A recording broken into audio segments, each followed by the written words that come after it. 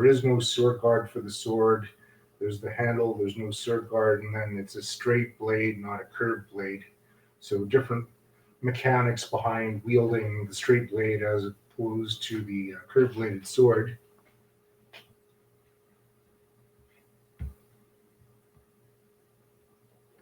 And I'd just like to say thank you for joining me, everybody.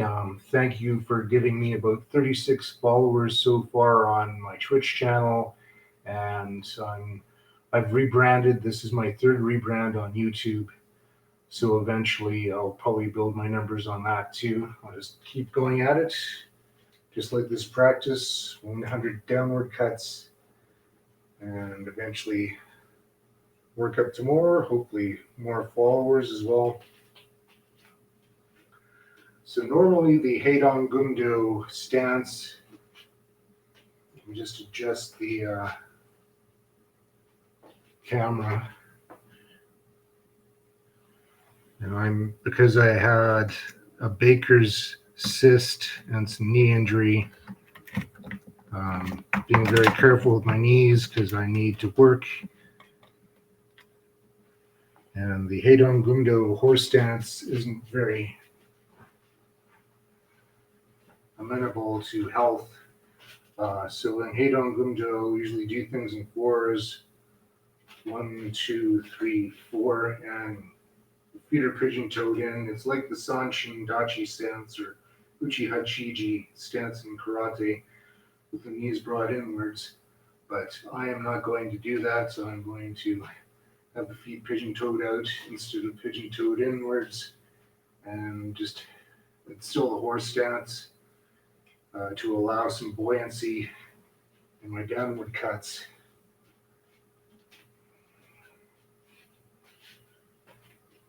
This is about the right size. I need to duck a little bit lower because I don't want to damage my ceiling.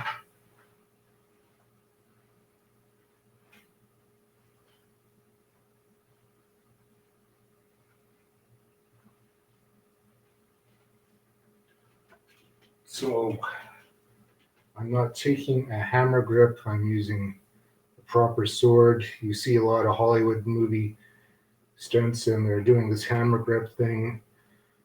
If you don't have that sword guard, you can wield the sword with a hammer grip. The Kuxil 1 sword form does use that hammer grip, but that's because they don't have the sword guard in the way. This is the normal grip for curved bladed sword with guard.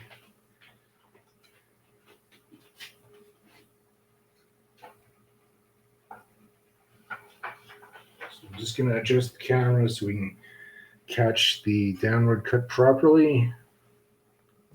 Please pardon me for any weird sounds that the camera makes while it's being readjusted. See what kind of good angle we can get. Just a little bit offset from the center. So horse stance, draw, horizontal cut, and middle level guard.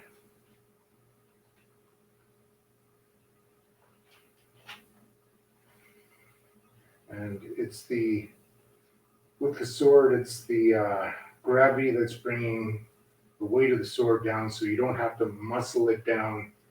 Just the weight of the sword itself will bring that down.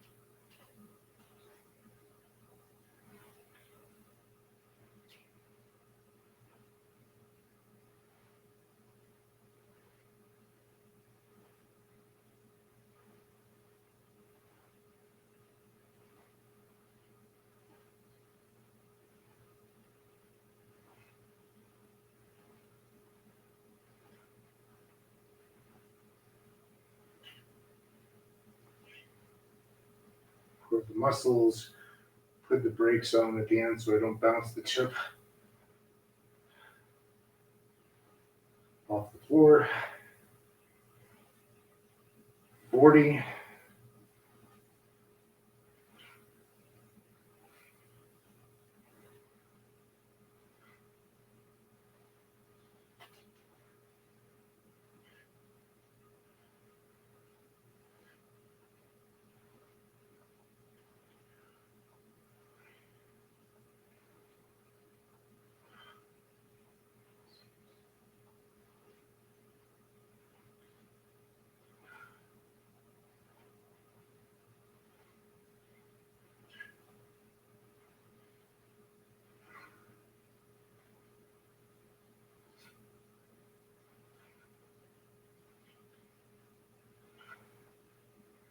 Three more to go.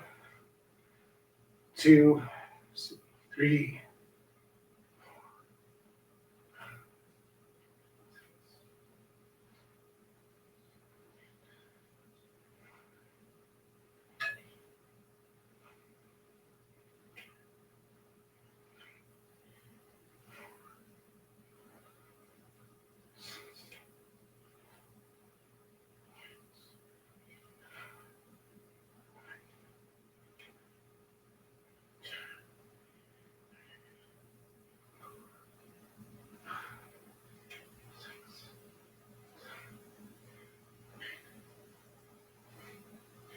Mm. 100.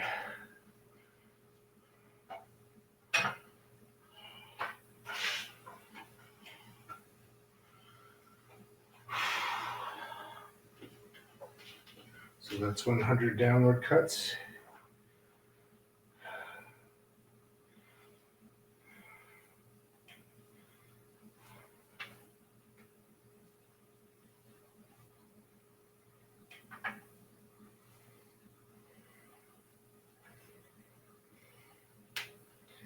Put that back into my sword bag. And we'll switch to the wooden sword for the Kutsuowan form.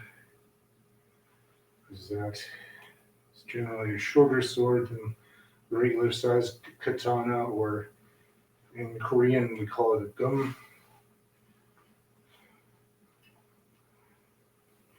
Jingum is another term for real sword. Mokgum is a wooden sword. There's also a Korean name for the bamboo sword. But generally, wood and metal are used in the kenjutsu or bundo, as opposed to Japanese kendo, which uses a straight bamboo covered sword. How's it going, Bowser? Good to see you again, my friend. Hope you enjoyed the stream.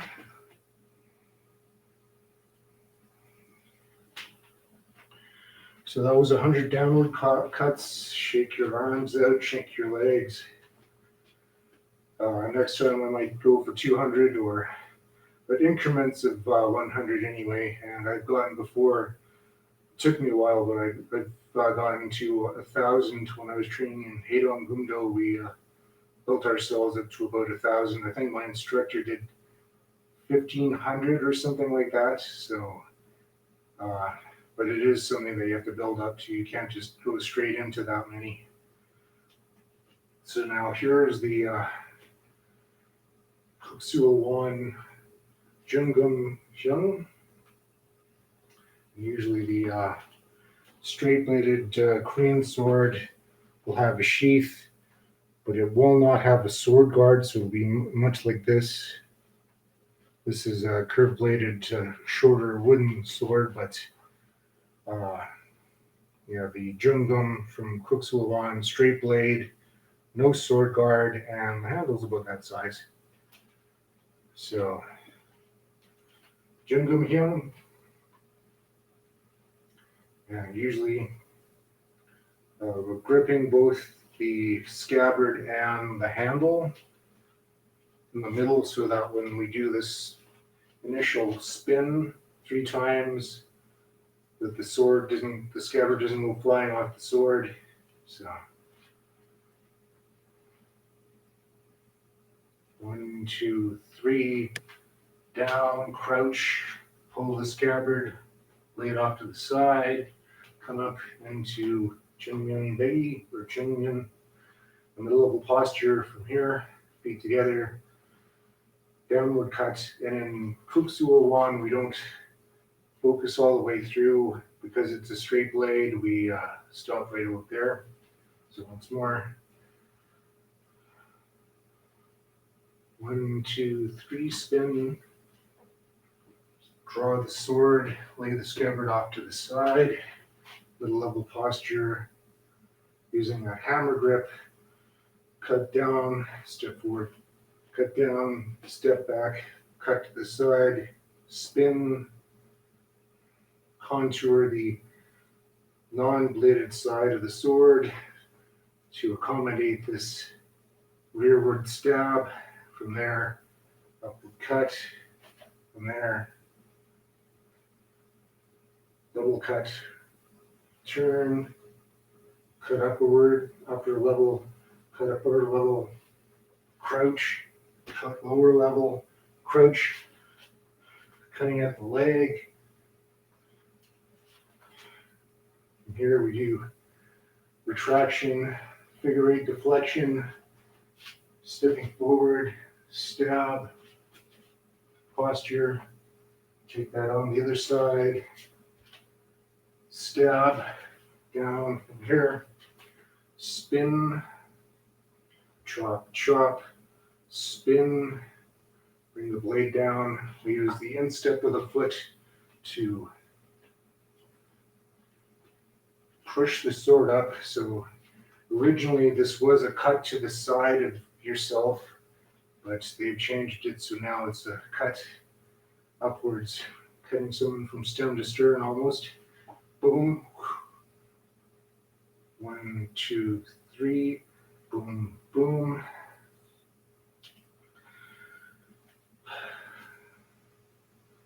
And from there,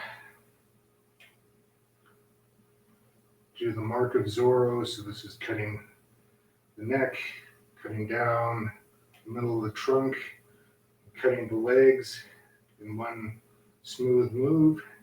From here, cross step, stab, double-handed grip, double-handed chop, spin, double-handed chop again. From there. So before we were bracing the sword with the flat of the hand, this time we're looking over the index finger from the sword when we stop here, and then turn that augmented forward thrust with the sword.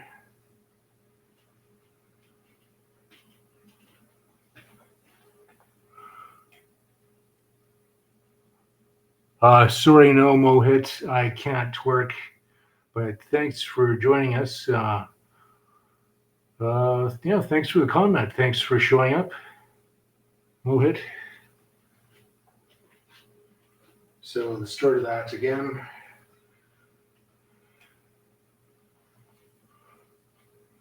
One, two, three. Up sword, downward cut, cut to the side. And here's the view of that rearward. So we're spinning, bracing, and stabbing to the rear and up. So boom, boom, boom, cut, cut. Upper level cut, lower level cut. Cutting to the legs. Here, chamber, butterfly or figure eight, deflection, stab. We have it on the other side. Spin, chop, chop, spin. Brace the instep of the foot against the non-cutting edge and cutting up, chop, chop. The Zorro, so neck, torso, legs. And I'll just hold this cross stance. So taking the sword in both hands for a heavy two-handed chop, spinning around, two-handed chop. And because they don't have enough space, they have to move back. There's a tiny space. Here we posture, just hold it for a moment and then do that two-handed double spear from here. Spin, chop, chop. Chop, chop. Cut, turn. And I'm going to jump and spin and double cut. From there, spin, double chop, spin. Bring the sword behind the back to deflect against them, cutting out your back from here. Chop, chop. Deflection. So we're pressing the sword, using the palm of the hand against the sword to push against somebody. Spin, high, low, cut, cut, stab, turn, jump. At the same time, cut, thrust, jump, cut, stand up, spin, bring the sword up, check for any imperfections in the blade, and there's another turn somewhere in there, but that'll be enough for today.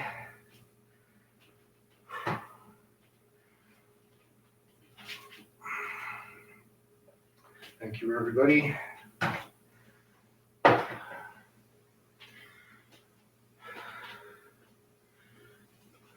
Just put my implements off to the side and then end with the sitting meditation.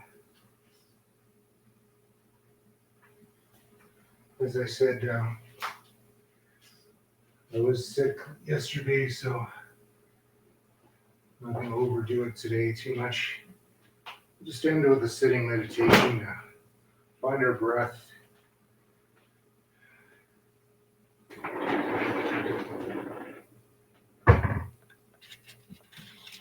Some people don't have the patience for meditation, but it's good to be able to undo a lot of the stimulus of everyday life.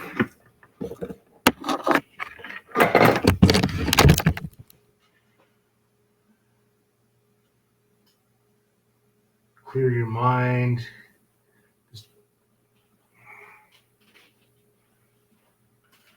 So we'll do a seated meditation. And I'll adjust my camera again.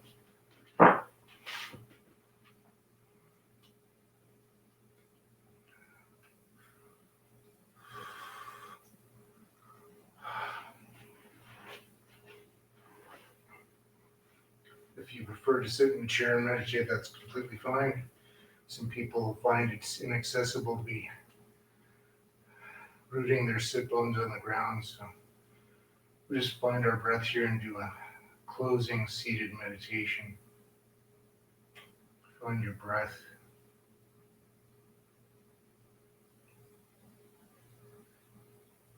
Gaze is about 4 feet in front of you. Eyes are just slightly open, not completely closed.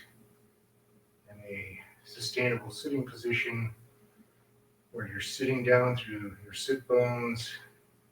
Everywhere from your belly is sinking down, but everywhere from the belly upwards. Pretend you have a string and you're rooting, but you're also rising out through the crown of your head.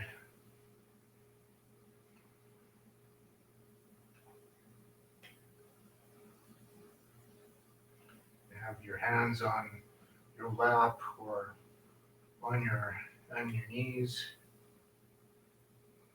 This is a particular hand position from India called a mudra, and it's used in a lot of Zen meditation as well. They borrowed it from India to Korea and China, Japanese Zen or Korean Sun or Song.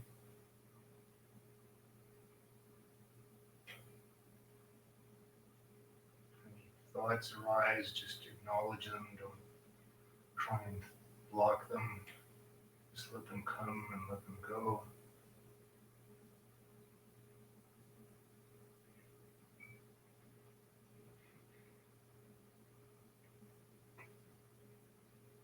Going from action to stillness.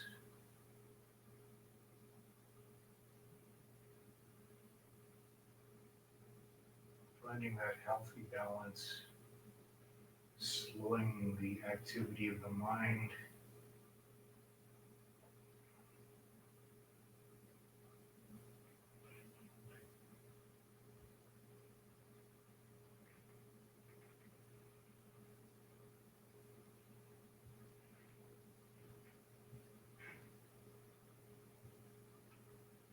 Sometimes martial arts start with a meditation. I've found when I'm streaming, people find the meditation part boring, so I try and put it at the end and have the action at the beginning.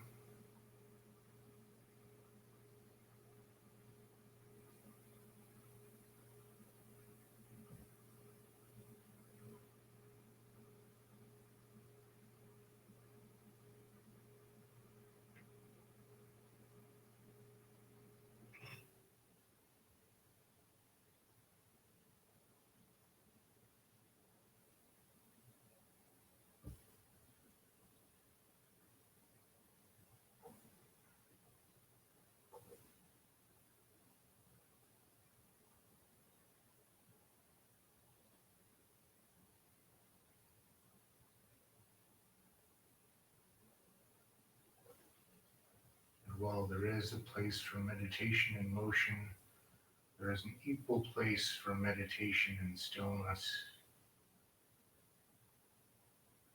Having the control over your body to move, but also having the control over your body to hold stillness,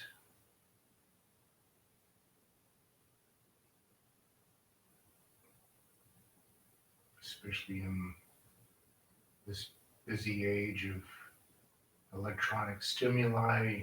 You get bombarded with advertisements